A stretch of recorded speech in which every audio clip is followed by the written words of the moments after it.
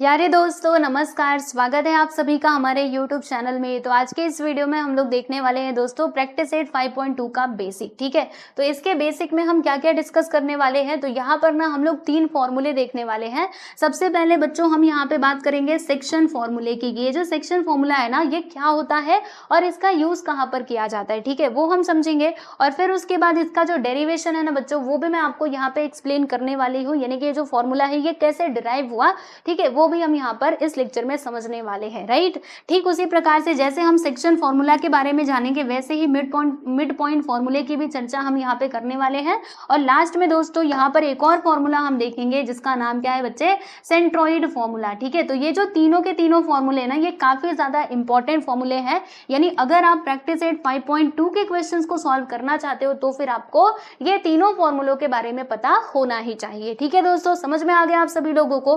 तो चलिए फिर हम स्टार्ट करते हैं। तो यहाँ पर हम फर्स्ट ऑफ ऑल किसकी बात करेंगे बच्चे, सेक्शन फॉर्मूले की हम बात करेंगे। ठीक है, तो देखो सेक्शन का दूसरा नाम क्या है पता है आप सभी लोगों को? सेक्शन का दूसरा नाम ये हो सकता है भाई, क्या हो सकता है, डिवीजन, है ना। सेक्शन का दूसरा नाम क्या हो सकता है, डिवीजन। ओके, यानी इसका हम यूज कहाँ पर करेंगे, जैसे मान लीजिए हमारे पास कोई लाइन सेगमेंट है इस प्रकार से, ठीक है, और ये लाइन सेगमेंट का नाम हम रख देते हैं भाई ए और ये बी। ठीक है, और यहाँ पर हमने एक पॉइंट मान लीजिए पी ले लिया। ठीक है, तो अब देखो ये जो पॉइंट पी है ना, ये क्या कर रहा है, हमारे इस पूरे लाइन सेगमेंट को डिवाइड कर रहा है, यानी कि इसके सेक्शन कर रहा है। देखो पहला सेक्शन ये हो जाएगा ए से लेकर के पी, और दूसरा होगा बच्चों पी से लेकर के बी। ठीक है, तो अब देखो आपको क्वेश्चंस कैसे पूछे जाएंगे, समझना ध्यान से। जैसे मान लो ये जो पॉइंट ए है ना, इसके कोऑर्डिनेट्स आपको दिए रहेंगे, पॉइंट बी के कोऑर्डिनेट्स आपके पास मतलब क्वेश्चन में दिए रहेंगे, और आपसे कहा जाएगा कि आप क्या करो, ये जो पॉइंट पी है ना, इसका पता लगाओ। मतलब ये जो पॉइंट पी है हमारे इस पूरे लाइन सेगमेंट को जो डिवाइड कर रहा है, यानी जो इसके सेक्शन कर रहा है,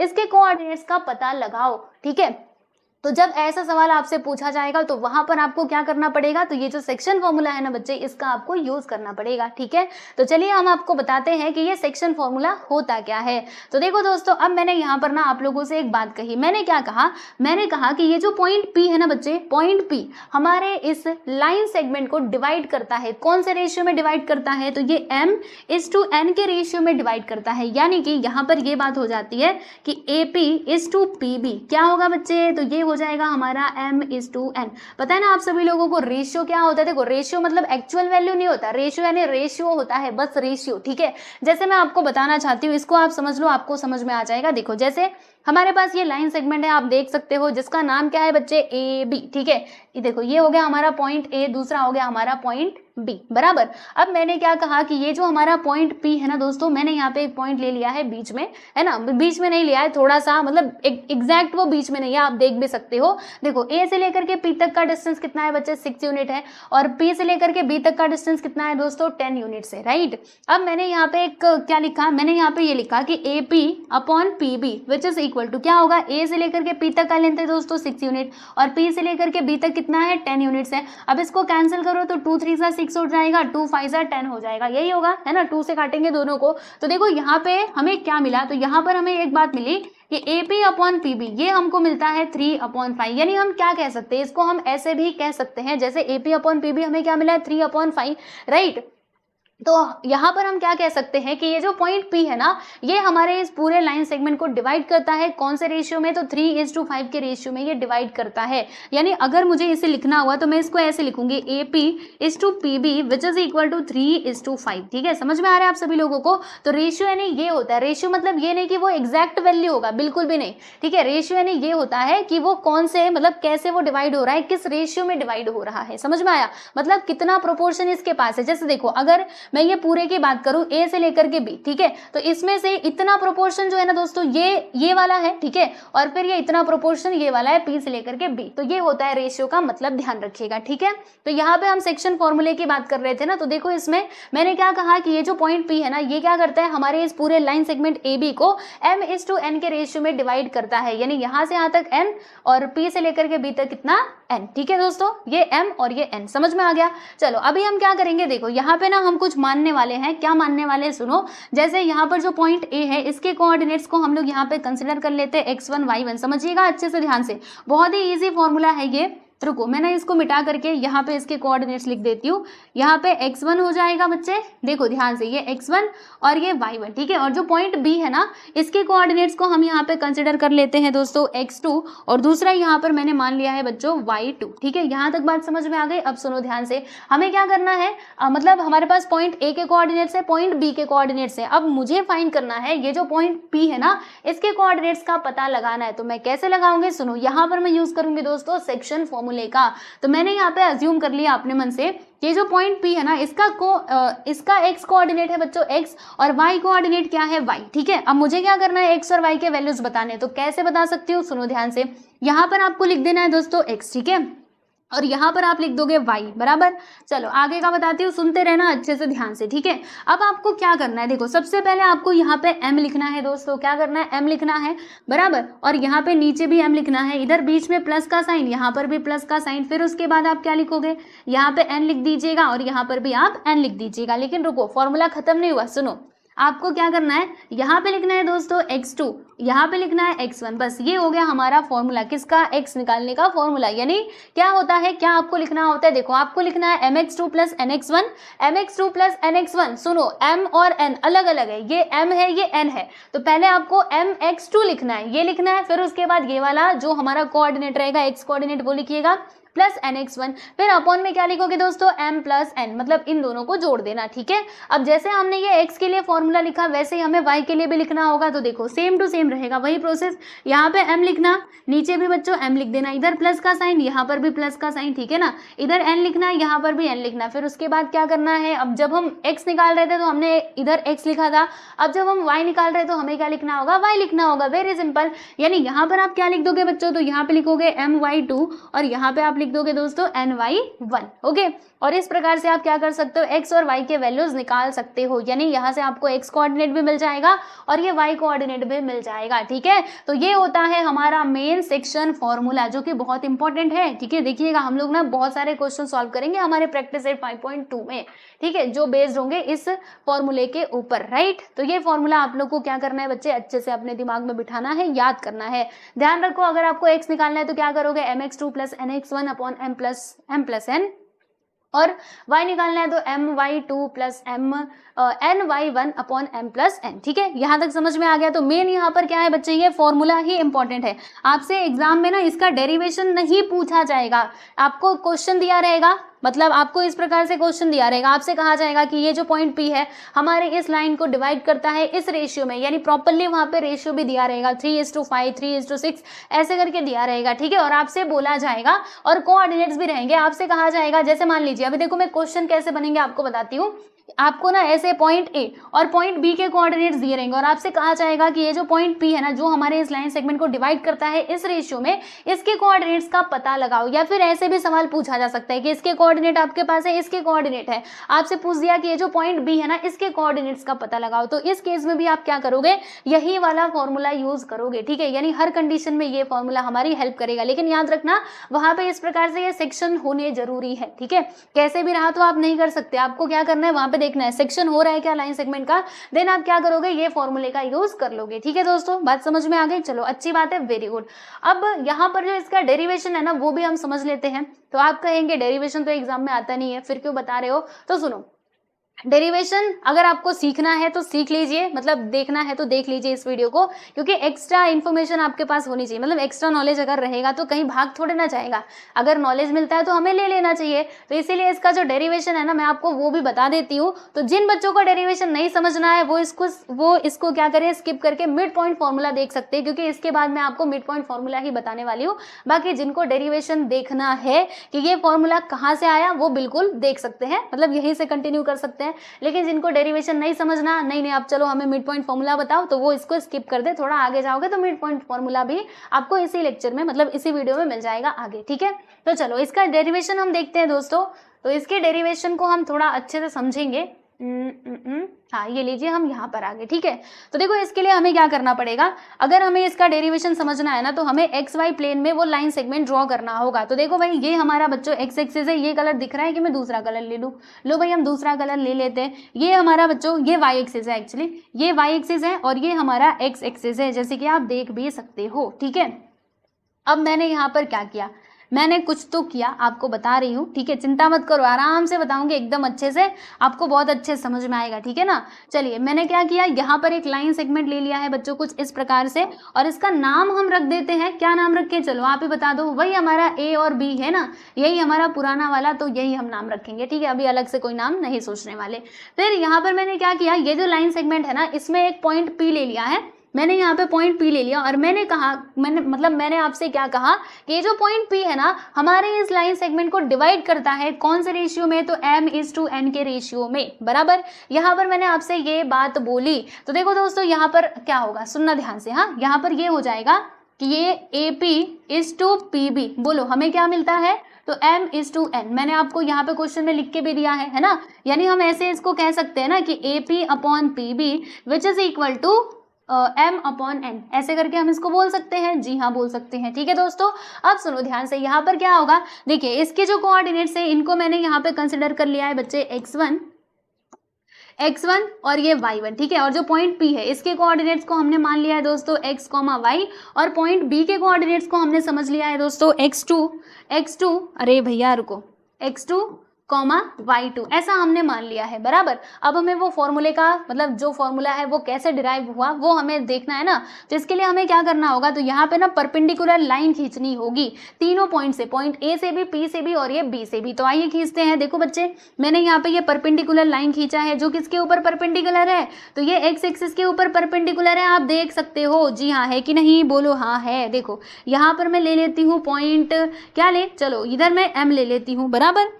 फिर मैंने यहाँ से भी एक परपेंडिकुलर लाइन खींची, परपेंडिकुलर लाइन का मतलब पता है एकदम सीधी होती है, ठीक है, कहीं पे भी वो टेढ़ी मेढ़ी नहीं होती है, जैसे कि आप देख भी सकते हो, यानी कि यहाँ पर 90 डिग्री का एंगल बनता है, ध्यान रखना, यहाँ पे 90 डिग्री का एंगल बनेगा, यहाँ पर भी 90 डिग्री का ही एंगल बनेगा, ओके। और यहाँ पर ये n मैंने मान लिया, इधर से भी मैंने ये परपेंडिकुलर लाइन खींची हमारे इस x एक्सिस के ऊपर, ठीक है, इसको मैं थोड़ा सा एक्सटेंड कर देती हूँ, और यहाँ पर भी बच्चों 90 डिग्री का ही एंगल बन रहा है MN, और यहाँ पे मैंने L ले लिया, ठीक है दोस्तों, समझ में आ रहा है आप सभी लोगों को, चलो अच्छी बात है। अब उसके बाद हम क्या करेंगे, यहाँ पे समझना, इसके कोऑर्डिनेट्स क्या हो जाएंगे, तो देखो ये इसके पैरेलल परपेंडिकुलर है ना, मतलब x1 अगर यहाँ पर भी है तो यहाँ पर भी x कोऑर्डिनेट क्या होगा, x1 ही होगा। बाकी y कोऑर्डिनेट हमको पता है कि x एक्सिस पे y कोऑर्डिनेट क्या होते हैं दोस्तों, 0 होते हैं, तो यहाँ पे हम लिख देंगे 0। फिर ये x एक्सिस पर इसके कोऑर्डिनेट क्या हो जाएंगे, तो ये यहाँ पे हमने क्या लिया, x लिया, यानी x कोऑर्डिनेट तो हमारा x होगा, और y कोऑर्डिनेट क्या हो जाएगा बच्चे, 0, क्योंकि x एक्सिस पे y कोऑर्डिनेट 0 होता है। इसमें भी आप देख लीजिएगा, x कोऑर्डिनेट हमारा क्या हो जाएगा बच्चे, x2 हो जाएगा, और y कोऑर्डिनेट क्या होगा दोस्तों, ये हमारा हो जाएगा 0। समझ में आया आप सभी लोगों को, चलो अच्छी बात है।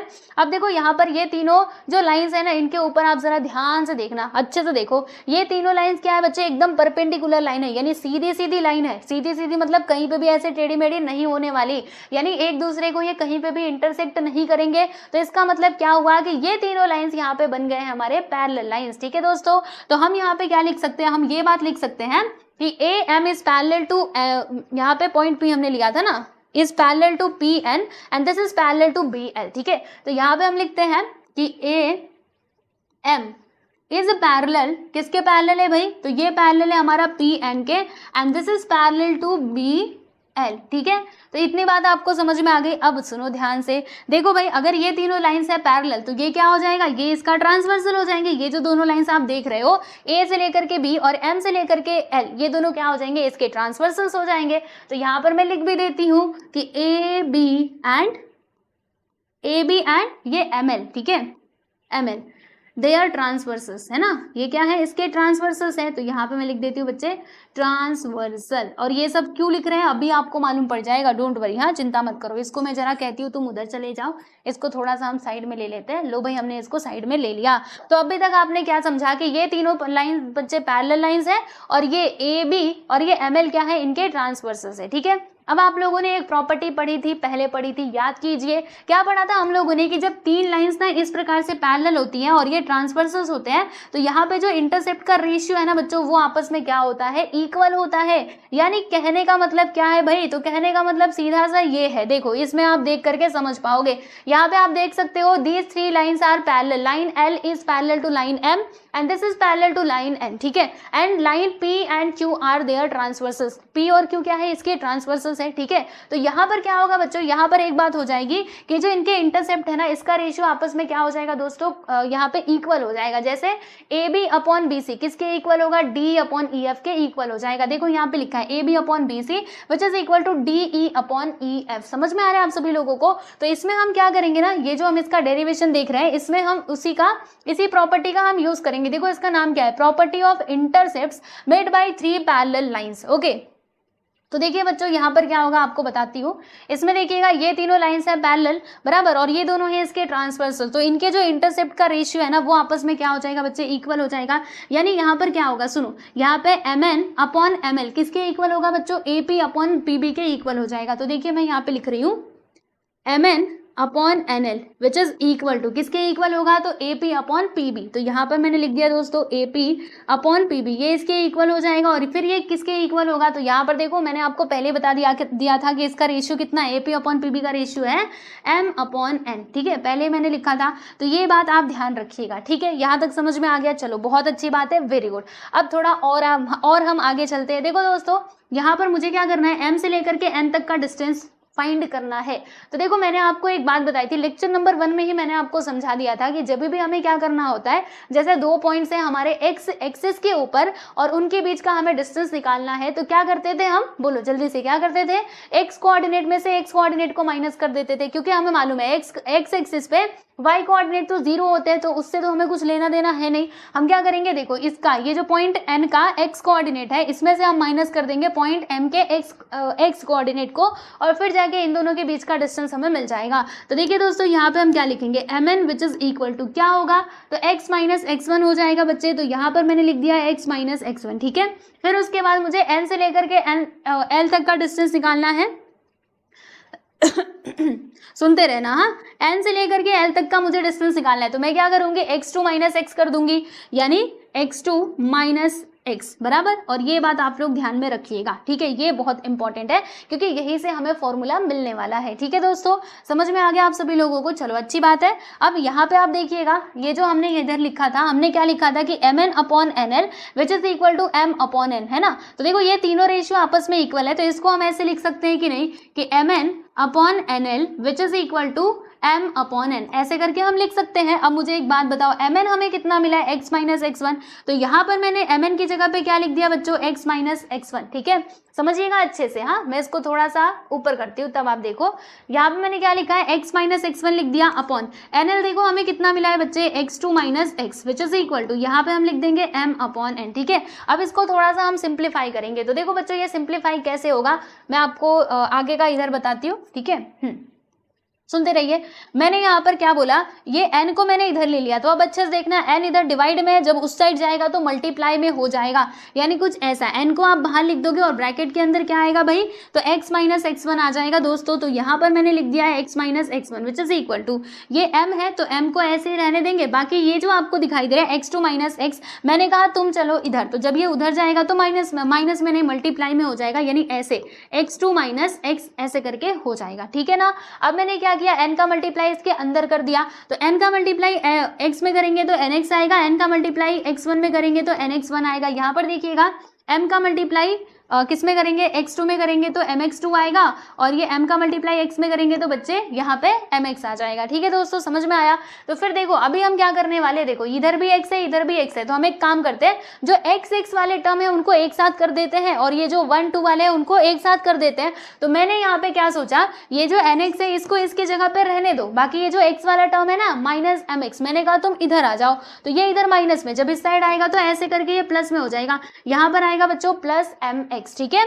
और इधर क्या होगा, देखो यहाँ पर mx2 मैंने लिखा और ये माइनस nx1 उधर जाएगा तो प्लस nx1 हो जाएगा, तो यहाँ पर हम लिख देंगे दोस्तों प्लस nx1, ठीक है। इतनी बात समझ में आई। अब देखो यहाँ से हम कुछ कॉमन ले सकते हैं क्या, अच्छे से देख करके बताइए इसमें से क्या कॉमन आ सकता है, दोनों में क्या कॉमन है, बोलो, दोनों टर्म्स में x कॉमन है ना, तो x को मैंने यहाँ पे कॉमन ले लिया, ब्रैकेट के अंदर आएगा n प्लस m, ठीक है, इधर n क्योंकि x तो बाहर जा चुका है, और यहाँ पर जो है वही रहने देना, इसमें कुछ छेड़छाड़ मत करना, ठीक है, ओके।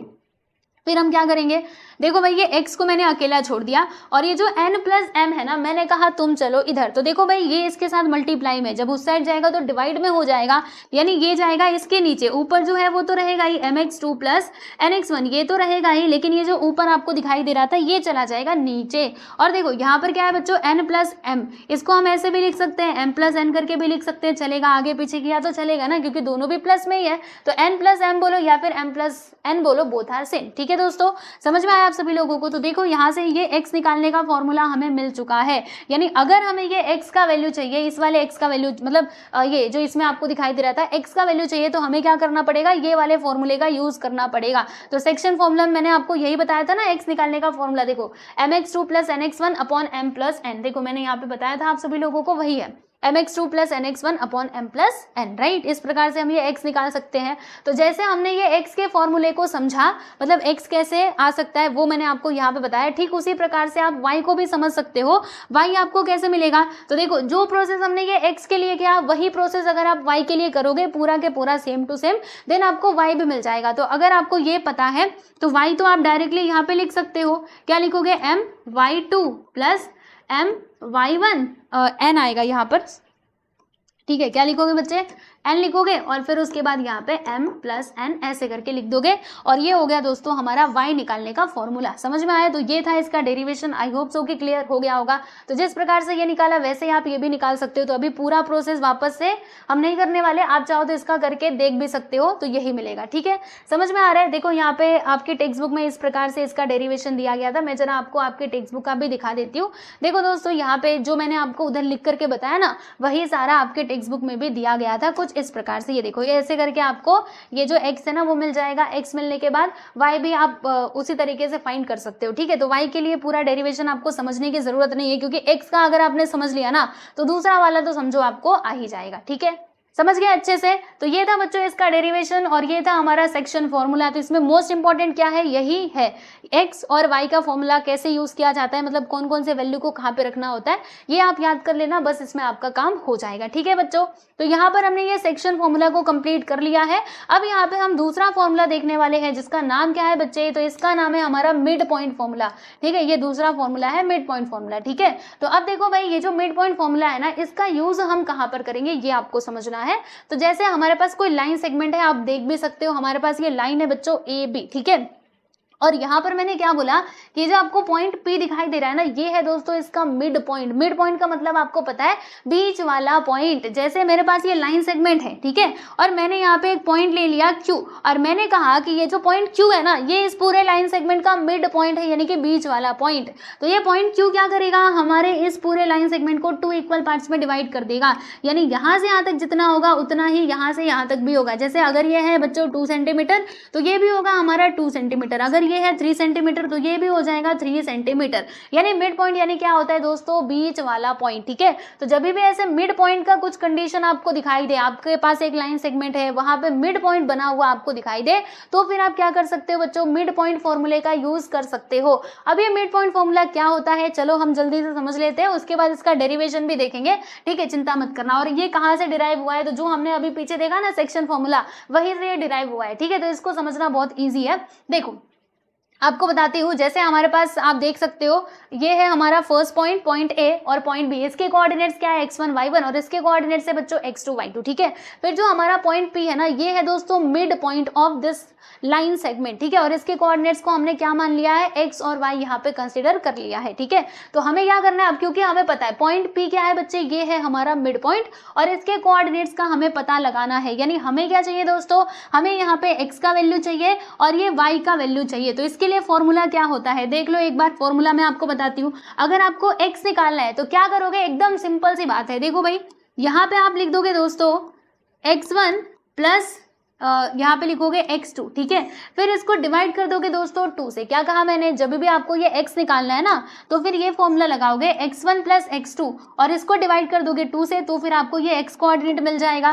फिर उसके बाद मान लीजिए अगर आपको ये y कोऑर्डिनेट का पता लगाना है, तो अगेन वही फॉर्मूला, यहाँ पे जब हम x निकाल रहे थे तो x लिखा था, आप y निकाल रहे तो y लिखेंगे।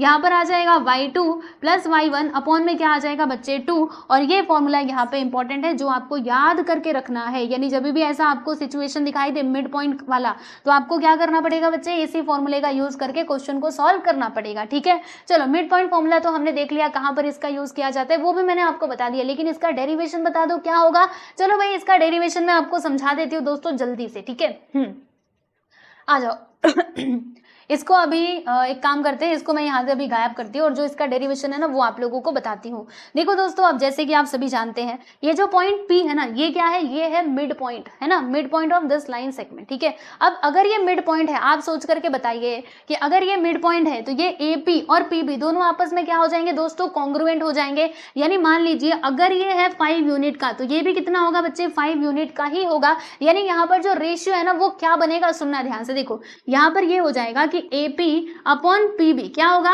5/5, इसको कैंसिल करोगे 5 1 5, 5 1 5, यानी कि यहाँ पे रेशियो क्या बनता है दोस्तों, 1/1, यानी कि 1:1 बनता है। यानी कहने का मतलब क्या है, तो कहने का मतलब सीधा सा ये है, जैसे मान लो ये M है ना, तो ये भी क्या हो जाएगा बच्चे, M ही होगा। ठीक है, वैसे हम जनरली क्या बोलते हैं, जब हम सेक्शन फॉर्मूले का यूज करते हैं तो हम कहते हैं ये M है और ये N है, क्योंकि दोनों अलग अलग होते हैं, लेकिन यहाँ पे तो दोनों सेम टू सेम है ना, यानी ये जितना होगा उतना ही ये भी होगा। तो इसीलिए यहाँ पर जो रेशियो बनेगा ना दोस्तों, देखो इसमें हम सिंपल सी बात ये कह सकते हैं कि इसमें M which is equal to क्या होगा दोस्तों, N होगा। यानी M जितना होगा उतना ही N भी होगा। Why, because this is a mid point. ठीक है, अगर ये मिड पॉइंट है तो ये रेशियो हमें कैसे देखने के लिए मिलेगा, M/M का ही रेशियो मिलेगा, यानी M और N इसमें क्या हो जाएंगे, इक्वल हो जाएंगे। ठीक है, इतनी बात समझ में आई, चलो अच्छी बात है। अब आप सोचिए, ठीक है, अच्छे से सोचो। अभी आप सपोज कीजिए कि हमें ना मिड पॉइंट फॉर्मूले के बारे में पता नहीं है, बस हम इतना जानते हैं कि ये मिड पॉइंट है और ये इस रेशियो में डिवाइड हुआ है। अब क्योंकि ये मिड पॉइंट है तो यहाँ पे M और N दोनों आपस में क्या हो जाएंगे, कॉन्ग्रुएंट हो जाएंगे। ठीक है दोस्तों, अब ना इसमें हम सेक्शन फॉर्मूला लगाते हैं। सेक्शन फॉर्मूला लगा करके हमें ये x का वैल्यू चाहिए और फिर ये y का वैल्यू चाहिए। ठीक है, तो चलो सेक्शन फॉर्मूला हमारा क्या था, x which is equal to, क्या बोला था मैंने आप लोगों को, क्या लिखना है, यहाँ पे आपको लिखना है दोस्तों mx2 प्लस nx1 और अपॉन में क्या आता है दोस्तों, अपॉन में आ जाता है हमारा m प्लस n, यही आता है ना, हाँ बिल्कुल यही आता है, याद रखना। ठीक है, अब देखो क्या होगा, यहाँ पर ये जो m है, ध्यान समझना, ये m और n दोनों आपस में क्या है, इक्वल है ना, यानी n को मैं m से रिप्लेस कर सकती हूँ। यानी जहां पर n है, क्या मैं वहां पे m लिख सकती हूँ, जी हाँ लिख सकते हैं। तो हम क्या करेंगे, देखो ये mx2 इसको ऐसे ही रहने देंगे, बाकी ये जो n है ना इसकी जगह पे हम लिख देंगे बच्चे m। ठीक है, n की जगह पे मैंने m लिख दिया। फिर नीचे क्या होगा, यहाँ पर भी m और ये n की जगह पे मैं क्या लिख दूंगी, तो m लिख दूंगी। वाई, बिकॉज दोनों क्या है, आपस में इक्वल है। ठीक है, अब समझिएगा ध्यान से, यहाँ पर क्या होगा, देखो इसमें से हम क्या कॉमन ले सकते हैं बच्चों, इसमें से हम m को कॉमन ले सकते हैं। ब्रैकेट के अंदर क्या आएगा, x2 प्लस x1 यहाँ पर आ जाएगा। ठीक है,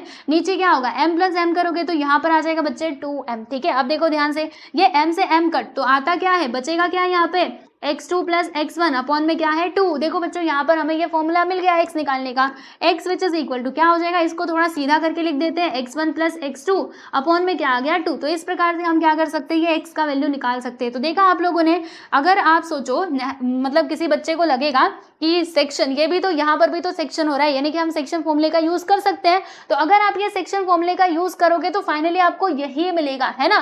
तो इतना सारा एक्स्ट्रा करने से अच्छा है कि आप डायरेक्टली इसी फॉर्मूले का यूज कर लो और फिर यहाँ पे वैल्यू आप निकाल सकते हो। ठीक है, समझ में आया। चलो, तो जैसे हमने ये x का निकाला वैसे ही हम y के लिए भी करेंगे ना, तो हमें यहाँ पे y का भी फॉर्मूला मिलेगा। देखो बच्चों, अगर मान लीजिए इसमें हम सेक्शन फॉर्मूला लगा रहे हैं तो क्या होता है हमारा सेक्शन फॉर्मूला, यहाँ पे आएगा my2 प्लस ny1 अपॉन में आ जाएगा बच्चों m प्लस n। ठीक है, अब उसके बाद देखिएगा y which is equal to, यहाँ पे लिखा है my2 प्लस n की जगह पे हम m लिख सकते हैं, y because both are equal, दोनों के दोनों क्या आपस में इक्वल है ना, सेम टू सेम है, इसलिए हम ऐसे लिख सकते हैं। फिर उसके बाद यहाँ पे m प्लस m लिख दोगे। उसके बाद आप क्या करोगे, इसमें से क्या कॉमन ले सकते हो, बोलो, इसमें से हम m को कॉमन ले सकते हैं। फिर ब्रैकेट के अंदर आएगा y2 प्लस y1 और फिर नीचे क्या आएगा बच्चे, बोलो, यहाँ पे आ जाएगा 2m। फिर ये m से m काट दो तो यहाँ पे हमें क्या मिलता है, y2 प्लस y1 अपॉन में आ गया 2, यानी y निकालने का फॉर्मूला देखो भाई आपको यहाँ से मिल गया कितना, मतलब क्या मिला है देख लो, y which is equal to y1 plus y2 upon में आ गया बच्चे 2, ठीक है। तो ये देख लीजिए, ये दोनों मिड पॉइंट के फॉर्मूले हैं और ये कैसे डिराइव हुए वो भी मैंने आपको यहाँ पे बता दिया है। और इस प्रकार से हमारा ये जो मिड पॉइंट फॉर्मूला है ना दोस्तों, ये यहाँ पे होता है कंप्लीट, ठीक है। इसमें मोस्ट इंपॉर्टेंट क्या है, तो इस बात को ध्यान रखना, ठीक है, ये फॉर्मूले, राइट। चलो, तो हमने ये फॉर्मूला भी समझ लिया है और आपके टेक्स्ट बुक में भी इसका डेरिवेशन दिया गया था इस प्रकार से, तो मैंने आपको बता दिया ना, बस वही है, ठीक है। ये आप समझ लो और बाकी इसको नहीं देखा तो भी चलेगा, है ना। This is called mid point formula. चलो बच्चों, अब हम यहाँ पे बात करने वाले हैं हमारे लास्ट फॉर्मूले की, विच इज सेंट्रॉइड फॉर्मूला। तो अब ये सेंट्रॉइड फॉर्मूला क्या होता है, तो चलिए हम देखते हैं और फिर इसको समझते हैं। तो देखो बच्चों, सेंट्रॉइड का मतलब क्या होता है। सेंट्रॉइड यानी क्या ना, जैसे हमारे पास क्या है दोस्तों, हमारे पास एक इस प्रकार से ट्रायंगल है, ठीक है। अब समझना सेंट्रॉइड हम किसको कहते हैं। तो इस ट्रायंगल में क्या हुआ कि यहाँ पर ये जो आपको साइड दिखाई दे रहा है बी सी और ये ए है, समझो साइड बी सी, इसका मिड पॉइंट क्या है बच्चे, इसका मिड पॉइंट मान लेते हैं कि पॉइंट पी है, बराबर। अब मैंने क्या किया, ये वर्टेक्स, इसके अपोजिट में जो वर्टेक्स है यहाँ से इसको इस प्रकार से ज्वाइंट कर दिया, बराबर। तो देखो ये मैंने क्या किया, ये जो मिड पॉइंट है इसके अपोजिट में जो वर्टेक्स है और ये मिड पॉइंट, इन दोनों को मैंने इस प्रकार से ज्वाइन कर दिया। तो इसको मैं क्या कहूँगी बच्चे, मीडियन कहूँगी। यानी ये जो लाइन ए पी है ना, ये मेरा क्या हो जाएगा दोस्तों, मीडियन हो जाएगा। ठीक इसी प्रकार से मैंने एक और मीडियन इसमें बनाया, ये मेरा मिड पॉइंट है और इस प्रकार से मैंने इन दोनों को ज्वाइन कर दिया, ये मेरा मीडियन हो गया। यहाँ पर भी मैंने ये मिड पॉइंट ले लिया और ऐसे करके इन दोनों को ज्वाइन कर दिया, ठीक है। कैसे ज्वाइन किया दोस्तों, ऐसे मैंने ज्वाइन कर दिया, ठीक है। तो देखो ये जो तीनों मीडियन है ना, इस ट्राइंगल के तीनों मीडियन कहाँ पे एक दूसरे को इंटरसेक्ट कर रहे हैं, आप देख सकते हो इस वाले पॉइंट पे इंटरसेक्ट कर रहे हैं, ठीक है। तो ये जो इंटरसेक्शन पॉइंट है ना बच्चे, इसी का नाम क्या होता है, सेंट्रॉइड होता है। और याद रखिएगा सेंट्रॉइड को हम डिनोट करते हैं दोस्तों कैपिटल लेटर ऑफ जी, ये जो आपको जी दिखाई दे रहा है ना, इसी से हम क्या करते हैं, सेंट्रॉइड को डिनोट करते हैं, ठीक है। यहाँ तक बात समझ में आई, वेरी गुड, अच्छी बात है, ठीक है। सेंट्रॉइड का मतलब तो आप समझ गए हो। अब आपको यहाँ पे क्या समझना है, देखो ये जो सेंट्रॉइड है ना बच्चों, वो क्या करता है, हमारे मीडियन को 2:1 के रेशियो में डिवाइड करता है। यानी कहने का मतलब क्या है, देखो ए से लेकर के जी, मतलब अगर मैं इसका रेशियो आपसे पूछूं ए जी अपॉन जी पी, क्या होगा, तो ये हो जाएगा दोस्तों 2/1। यानी ये अगर 2 है तो ये होगा 1, ठीक है, समझ में आ रहा है, क्योंकि 2:1 के रेशियो में डिवाइड करता है ना। जैसे मान लीजिए ये पूरा आपका 6 है तो ये 6 का आधा इधर होगा, ठीक है। जैसे मान लो ये 3 है तो ये आपका 6 हो जाएगा, अगर ये 4 है तो ये 8 होगा, अगर ये मान लीजिए 5 है तो ये कितना होगा, 10 होगा। यानी हर बार ये क्या होने वाला है, ये ऊपर वाला साइड 2 गुना होने वाला है इसका, ठीक है। तो ये रेशियो आप ध्यान रखिएगा, ये सेंट्रॉइड क्या करता है, हमारे मीडियन को 2:1 के रेशियो में डिवाइड करता है। इतनी बात आपको ध्यान रखनी है, ठीक है। इधर से भी आप देख सकते हो 2:1, इधर से भी देखोगे तो 2:1, यानी 2 की शुरुआत कहाँ से होगी, ये वर्टेक्स से शुरुआत होती है, ठीक है। ये 2 होता है, यहाँ से लेकर के 2 यहाँ तक 2 होता है, फिर यहाँ से लेकर के यहाँ तक ये 1 होता है, ठीक है। आपको ये सारी बातें वैसे पहले से पता थी, मैंने एक बार फिर से आपको बता दिया, ठीक है, आपकी जानकारी के लिए। चलो यहाँ तक तो हमें समझ में आ गया, अब आगे का बताओ कि क्या करना है। सुनो, हम सेंट्रॉइड फॉर्मूला देख रहे थे ना, तो वो बताने के पहले मैंने आपको सेंट्रॉइड बता दिया और मीडियन बता दिया और 2:1 का रेशियो भी आपको समझा दिया है, ठीक है दोस्तों। तो अब देखो जैसे मतलब क्वेश्चन कैसे होगा, यहाँ पे हमारे पास देख सकते हो, हमारे पास क्या है बच्चों, एक ट्राइंगल है। ट्राइंगल में अभी 3 वर्टाइसेस होते हैं, हमें मालूम ही है। पहला वर्टेक्स हमारा क्या है बच्चों, ए है, दूसरा वर्टेक्स हमारा बी है और तीसरा है दोस्तों वर्टेक्स सी, ठीक है। इसके कोऑर्डिनेट्स भी आपके पास है और यहाँ पर आपको दे दिया गया ये सेंट्रॉइड और आपसे बोला गया कि जो सेंट्रॉइड है ना जी, इसके कोऑर्डिनेट्स का पता लगाओ। तो बच्चों इसके लिए फॉर्मूला क्या होता है, एक फॉर्मूला होता है जिसको हम कहते हैं सेंट्रॉइड फॉर्मूला। तो वो फॉर्मूला क्या है, जरा हम इसको समझ लेते हैं। जैसे देखो, अगर हमें ये एक्स कोऑर्डिनेट का पता लगाना है तो क्या करेंगे, हम ये वाले फॉर्मूले का यूज करेंगे। X which is equal to क्या लिखना होता है, तो देखो दोस्तों आपको ये लिखना होता है, यहाँ पे लिखोगे x1 plus x2 plus x3, ठीक है। इसको आप डिवाइड कर दोगे दोस्तों 3 से और फिर आपको ये जो x कोऑर्डिनेट है ना वो मिल जाएगा। समझ में बात आई है, यानी क्या करना है, देखो ये जो पहला वर्टेक्स है इसका x कोऑर्डिनेट लेना, देखो x1 x2 और x3 इन सभी को प्लस करना, डिवाइड कर देना 3 से, तब आपको मिल जाएगा x का मतलब x का वैल्यू मिल जाएगा, ठीक है। अब सपोज कीजिए कि आपको y का वैल्यू चाहिए, तो फिर आप क्या करोगे, वही सेम रहेगा फॉर्मूला, बस y को x से एक्सचेंज x को y से एक्सचेंज कर दो। तो यहाँ पर आ जाएगा दोस्तों y1, ठीक है, y1 plus y2 plus y3 आप इसको डिवाइड किससे करोगे दोस्तों, 3 से डिवाइड कर दोगे और इस प्रकार से आपको जो y कोऑर्डिनेट है ना ये भी मिल जाएगा, राइट। तो इसमें क्या करना है, ये जो फॉर्मूला मैंने बताया आप लोगों को ये अच्छे से ध्यान में रखना है, ठीक है, समझ में आ गया। तो ये होता है हमारा फॉर्मूला, कौन सा फॉर्मूला, सेंट्रॉइड फॉर्मूला। यानी अगर आपको सेंट्रॉइड के कोऑर्डिनेट्स का पता लगाना है तो आप ऐसे करके फाइंड कर सकते हो, ठीक है। यहाँ तक बात समझ में आ गई, वेरी गुड, बहुत अच्छी बात है और यही आपको याद भी करना है। लेकिन इसका डेरिवेशन तो बताया ही नहीं, इसका डेरिवेशन बता दो। आ जाओ बच्चों, इसका जो डेरिवेशन है ना वो हम जरा समझ लेते हैं कि ये कैसे डिराइव हुआ है, ठीक है। तो थोड़ा सा ध्यान दे लेना, इजी है इसका भी डेरिवेशन। जैसे इसमें आप देख सकते हो हमारे पास 3 क्या है, वर्टाइसेस हैं, बराबर। और ये है दोस्तों हमारा सेंट्रॉइड। हम जानते हैं कि सेंट्रॉइड जो है वो हमारे मीडियन को 2:1 के रेशियो में डिवाइड करता है। मीडियन यहाँ पर क्या है बच्चों, ए से लेकर के डी, ये हमारा मीडियन है, ठीक है। अब यहाँ पर हम क्या करने वाले हैं, सुनिए ध्यान से। जैसे देखो अब यहाँ पे हम जी, मतलब जी के ऊपर आप ध्यान देना, हाँ, ये जो पॉइंट जी है इसके ऊपर आप फोकस करिएगा। देखो दोस्तों यहाँ पे हम देख सकते हैं ये जो लाइन एडी है, समझना, ये जो लाइन हमारे पास लाइन सेगमेंट एडी है, ठीक है, इसको पॉइंट जी ने क्या किया है, इसको डिवाइड कर दिया है। कौन से रेशियो में डिवाइड किया है, तो आप देख सकते हो दोस्तों 2:1 के या फिर 2:1 के रेशियो में इसको डिवाइड किया है। यानी कि यहाँ पर क्या हो रहा है, यहाँ पर ये हो रहा है कि AD नहीं, यहाँ पर देखो AG:GD, बोलो रेशियो यहाँ पर क्या है दोस्तों, 2:1 है ना।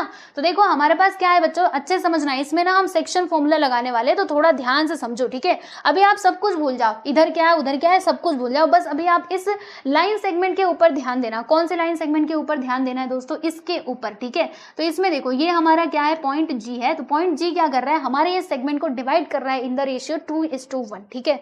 तो अब इसमें हम क्या कर सकते हैं, सेक्शन फॉर्मूला लगा सकते हैं। लेकिन याद रखो अगर आपको सेक्शन फॉर्मूला यहाँ पर लगाना है तो आपके पास पॉइंट डी के भी कोऑर्डिनेट्स होने चाहिए। अभी तो नहीं है ना, तो फिर क्या करोगे, पहले ये पॉइंट डी के कोऑर्डिनेट्स का पता लगाओगे और तब जाके इसमें आप सेक्शन फॉर्मूला अप्लाई करोगे, ठीक है। देखो यहाँ पे ना दोनों फॉर्मूले आएंगे, हमारा मिड पॉइंट फॉर्मूला भी आएगा और सेक्शन फॉर्मूला भी आएगा। तो देखिए दोस्तों हम क्या करेंगे, अब अगर मुझे पॉइंट डी के कोऑर्डिनेट्स का पता लगाना है तो मैं क्या करूंगी, तो अच्छे से देखो पॉइंट डी की तरफ जरा आप ध्यान देना। ये क्या है, ये हमारे इस सेगमेंट का मिड पॉइंट है। मुझे कैसे समझ में आया मिड पॉइंट है, बिकॉज ये देखो बच्चों ये हमारा मीडियन है। तो मीडियन जो है वो कहाँ पे आकर के मिलता है, मिड पॉइंट पे ही आके मिलता है। यानी जो पॉइंट डी है ना ये हो जाएगा मिड पॉइंट। किसका मिड पॉइंट होगा, तो लाइन सेगमेंट बीसी का ये मिड पॉइंट हो जाएगा। और अगर ये मिड पॉइंट है तो इसका एक्स कोऑर्डिनेट क्या होगा, अभी मैंने आपको बताया था, बोलो क्या करना होगा, x2 प्लस x3 है ना। हम क्या करेंगे, देखो x2 प्लस x3 और डिवाइड कर देंगे 2 से। देखो क्या होगा, x2 प्लस x3 एंड यहाँ पे x3 है डिवाइडेड बाई 2। इस प्रकार से मुझे ये x कोऑर्डिनेट मिल जाएगा। यानी पॉइंट डी का x कोऑर्डिनेट क्या होगा, सुनो यहाँ पे आपको लिखना है बच्चों x2 plus x3 divided by 2, ठीक है। और y कोऑर्डिनेट हमें कैसे मिलेगा, तो वही मिड पॉइंट का फॉर्मूला यूज कर लो। क्या बताया था मैंने, y which is equal to y2 plus y3 है ना। हम क्या करेंगे, इसके y कोऑर्डिनेट को प्लस करेंगे, y2 plus y3 divided by 2। यानी y कोऑर्डिनेट इसमें क्या हो जाएगा बच्चे, तो ये हमारा हो जाएगा y2 प्लस y3, ठीक है, y2 plus y3 divided by 2, इस प्रकार से। ओके, यहाँ तक बात समझ में आ गई। अभी देखो दोस्तों हमें क्या करना है, अब ध्यान से समझो, ये हमारा लाइन सेगमेंट है और पॉइंट जी क्या करता है, इसको 2:1 के रेशियो में डिवाइड करता है। तो अब हम इसमें लगाने वाले हैं दोस्तों सेक्शन फॉर्मूला, और सेक्शन फॉर्मूले की मदद से ये x के कोऑर्डिनेट का पता लगाएंगे और y के कोऑर्डिनेट का पता लगाएंगे। तो देखो दोस्तों होगा क्या, सेक्शन फॉर्मूला आपको अच्छे से याद है। देखो यहाँ पर क्या होगा, m:1, ये मान लो m हो जाएगा, ये हमारा n हो जाएगा, ठीक है, m:n ये जो 1 है ये n हो जाएगा, मालूम है ना आप लोगों को। ऐसे अगर मैं सीधा से बनाऊं तो देखो यहाँ पे क्या आ रहा है, अगर मैं इसको सीधा से करके बनाऊं ना तब आपको समझेगा। देखो ये a है, ये बच्चों g है हमारा, और ये है d, ठीक है। तो देखो हमारे पास पॉइंट g, इसके कोऑर्डिनेट्स को हमने x और y मान लिया है, और यहाँ पे यहाँ से यहाँ तक 2 है, यहाँ से यहाँ तक क्या है 1 है। यानी ये हमारा m का वैल्यू है, ये हमारा n का वैल्यू है, ठीक है। अब इसमें हम सेक्शन फॉर्मूला लगाने जा रहे हैं। तो देखिएगा सबसे पहले क्या आता है, फॉर्मूला पहले मैं एक बार लिख देती हूँ, mx2 प्लस nx1 अपॉन में क्या आता है, m प्लस n, यही आता है ना। अब इसके अंदर हम लोग वैल्यूज पुट करेंगे। तो देखो दोस्तों इसके जो कोऑर्डिनेट्स है क्या हो जाएंगे, x1 और y1 और इसके कोऑर्डिनेट्स क्या हो जाएंगे, तो यहाँ पे हमने ऑलरेडी लिखा हुआ है d के कोऑर्डिनेट्स को, आप लोग देख सकते हो, ठीक है। तो सबसे पहले क्या आएगा, यहाँ पर आ जाएगा m का वैल्यू देखो कितना है 2, तो यहाँ पर मैंने लिख दिया है बच्चों 2। उसके बाद आपको क्या करना है, देखो x2 लिखना है। x2 मतलब ये जो दूसरा हमारा कोऑर्डिनेट है ना, और दूसरा जो पॉइंट है पॉइंट d, इसके कोऑर्डिनेट्स हमें लिखने हैं। तो पॉइंट d का x कोऑर्डिनेट क्या है, ध्यान से देखो, x कोऑर्डिनेट की बात की जा रही है। देखो ये पूरा जो है ना बच्चे, ये हमारा x कोऑर्डिनेट है, ठीक है। तो इसका x कोऑर्डिनेट क्या है, x2 plus x3 divided by 2, ध्यान रखिएगा, फिर बीच में प्लस का साइन। उसके बाद हमें n लिखना है, तो n का वैल्यू इज 1, तो यहाँ पर मैंने 1 लिख दिया। उसके बाद क्या आएगा दोस्तों, उसके बाद यहाँ पे आ जाएगा हमारे पास x1। तो x1 कितना है आप देख सकते हो, इसमें पॉइंट a का x कोऑर्डिनेट क्या है, x1 है ना, तो यहाँ पर मैंने लिख दिया दोस्तों x1, ठीक है। डिवाइड कर देंगे हम लोग किससे, m प्लस n, तो m का वैल्यू है 2 और n का वैल्यू क्या है 1, तो यहाँ पे क्या आ जाएगा 2 + 1 ऐसे करके आ जाएगा। अब इसको जरा आगे चल करके हम सिंप्लीफाई करते हैं। तो देखिए दोस्तों क्या होगा, यहाँ पे 2 से 2 को आप काट देना और फिर हमें क्या मिलेगा, x2 plus x3 plus x1, 1 का मल्टीप्लाई x1 में करेंगे तो वही x1 ही आएगा, है ना। तो यहाँ पर मैंने x1 लिख दिया और 2 + 1 करेंगे तो दोस्तों यहाँ पे क्या आ जाएगा 3, यानी x निकालने के लिए देखो हमें फॉर्मूला क्या मिला, इसको थोड़ा हम सीधा करके लिख देते हैं। देखो सबसे पहले क्या लिखेंगे, हम x1 लिखेंगे, फिर उसके बाद ये x2 लिखेंगे, उसके बाद ये x3 लिखेंगे, लिखा है ना x1 plus x2 plus x3 और डिवाइडेड बाई 3। तो देखो ये x निकालने का फॉर्मूला हमें मिल गया, यानी जो हमारा सेंट्रॉइड g है इसका कोऑर्डिनेट हम इस प्रकार से निकाल सकते हैं। यानी हम क्या करेंगे, इसके जो तीनों वर्टाइसेस हैं, इनके मतलब जो तीनों पॉइंट्स है, इनके x कोऑर्डिनेट को प्लस करना है और डिवाइड कर देना है 3 से, देन हमें ये जो सेंट्रॉइड है ना इसका जो वैल्यू है x कोऑर्डिनेट वो हमें यहाँ पर मिल जाएगा, ठीक है दोस्तों। तो जैसे हमने ये x के लिए फॉर्मूला देखा, वैसे ही y के लिए भी फॉर्मूला है, ठीक है, वो भी मैं आपको बताना चाहती हूँ। देखिए यहीं पे मैं आपको बता देती हूँ, थोड़ा सा साइड में, इसको कहती हूँ तुम चले जाओ किनारे, क्योंकि अब इसका काम हो चुका है ना। तो आज जरा हम x y के लिए भी देख लेते हैं। तो देखो दोस्तों हमें क्या चाहिए, हमें ये y चाहिए ना, तो अगेन हमें क्या करना होगा, यहाँ पे वो वाला फॉर्मूला हम लगाएंगे, कौन सा, सेक्शन फॉर्मूला। तो सेक्शन फॉर्मूला क्या कहता है कि पहले आप m लिखो, उसके बाद ये x2 लिखो, फिर उसके बाद यहाँ पे n लिखो, x1 लिखो और नीचे आप लिख दीजिए m प्लस n। अब इसके अंदर हम लोग वैल्यूज पुट करेंगे, तो यहाँ पर मैंने m लिखा, m की जगह पे हम क्या लिख देंगे 2, क्योंकि m का वैल्यू क्या है दोस्तों, यहाँ पे 2 है ना। फिर उसके बाद हमें क्या लिखना होता है, अच्छा यहाँ पे x नहीं आएगा, सॉरी यहाँ मैंने गलती से लिख दिया, इसमें y आएगा ना, हाँ बिल्कुल, यहाँ पर आ जाएगा दोस्तों y2 और यहाँ पर आएगा बच्चे y1। ओके, तो y2 देखो इसमें y कोऑर्डिनेट क्या है, y2 प्लस y3 अपॉन 2, तो यहाँ पर मैंने लिख दिया है दोस्तों, यहाँ पर क्या आएगा 2, फिर उसके बाद y2 प्लस y3 और डिवाइडेड बाई 2, फिर उसके बाद प्लस n का वैल्यू क्या है 1 और y1 इसमें क्या है y1 ही है, तो मैंने यहाँ पे y1 लिख दिया। फिर नीचे क्या आएगा, तो यहाँ पे m प्लस n था ना, तो m का वैल्यू क्या है 2 और n का वैल्यू क्या है 1, तो ये हो गया। फिर उसके बाद 2 से 2 को काट दो, तो यहाँ पे हमें मिलता है y2 प्लस y3 और प्लस 1 इंटू y1 करेंगे तो y1 ही आएगा और नीचे क्या आएगा 2 + 1 किया तो 3, यानी y निकालने का फॉर्मूला देखो दोस्तों आपको क्या मिलेगा, मतलब क्या मिलता है y which is equal to y1। इसको हम थोड़ा सीधा कर देते, पहले 1 2 और बाद में 3। देखो y1 plus y2 plus y3 upon में क्या आ जाएगा बच्चों, अपॉन में 3 आ जाएगा, and this is your finally formula, ठीक है। ये हो गया बच्चों y निकालने का फॉर्मूला, ये हो गया हमारा x निकालने का फॉर्मूला। यानी इस प्रकार से आप क्या कर सकते हो, सेंट्रॉइड के कोऑर्डिनेट्स का पता लगा सकते हो, ठीक है दोस्तों। बात समझ में आई आप सभी लोगों को, चलो बहुत अच्छी बात है। तो यहाँ पर हमें जितने भी फॉर्मूले समझने थे ना, देखिए हमें जितने भी फॉर्मूले देखने थे हमारे प्रैक्टिस एट 5.2 के लिए, हमने सारे के सारे यहाँ पे अच्छे से समझ लिए हैं। अब चलो मैं आपको ना फटाफट से यहाँ पे एक काम करती हूँ, जितने भी फॉर्मूले हमने देखे एक बार हम लोग उनको फटाफट से रिवाइज कर लेते हैं, ठीक है। देखते हैं आपको कितना याद हुआ। चलो अब मेरे साथ आप लोग ना बोलते जाना। तो सबसे पहले हमने कौन सा फॉर्मूला देखा था बच्चों, सबसे पहले हमने यहाँ पे देखा था सेक्शन फॉर्मूला, ठीक है। तो बताओ मुझे सेक्शन फॉर्मूला का हम कब यूज कर सकते हैं, तो जब हमारे लाइन सेगमेंट का मतलब लाइन सेगमेंट को डिवाइड किया गया होगा किसी रेशियो में, तब हम क्या कर सकते हैं, वहां पे लाइन सेगमेंट वाला जो फॉर्मूला है ये सेक्शन फॉर्मूला, इसका हम यूज कर सकते हैं, ठीक है। तो सेक्शन फॉर्मूला में जो हमारा जो पॉइंट उसको क्या करता है, डिवाइड करता है। अगर हमें उस पॉइंट के कोऑर्डिनेट्स का पता लगाना है तो हम कैसे पता लगाएंगे, देखो ये होता है हमारा फॉर्मूला। यानी अगर हमें एक्स कोऑर्डिनेट चाहिए तो क्या करते हैं हम लोग, यहाँ पे आपको लिखना है दोस्तों mx2 प्लस nx1 और नीचे आपको लिख देना है दोस्तों m प्लस n, ठीक है। इस प्रकार से आप x कोऑर्डिनेट निकाल सकते हो। अब मान लीजिए अगर हमें y कोऑर्डिनेट निकालना है, देन द फॉर्मूला इज, यहाँ पे आप लिखोगे बच्चों my2 प्लस ny1 और नीचे आप लोग लिख दोगे m प्लस n, यानी इस प्रकार से आपको ये y कोऑर्डिनेट में मिल जाएंगे। ठीक है, चलो हमने पहला फॉर्मूला देख लिया। अब उसके बाद दूसरा फॉर्मूला मैंने आप लोगों को बताया था दोस्तों, मिड पॉइंट फॉर्मूला।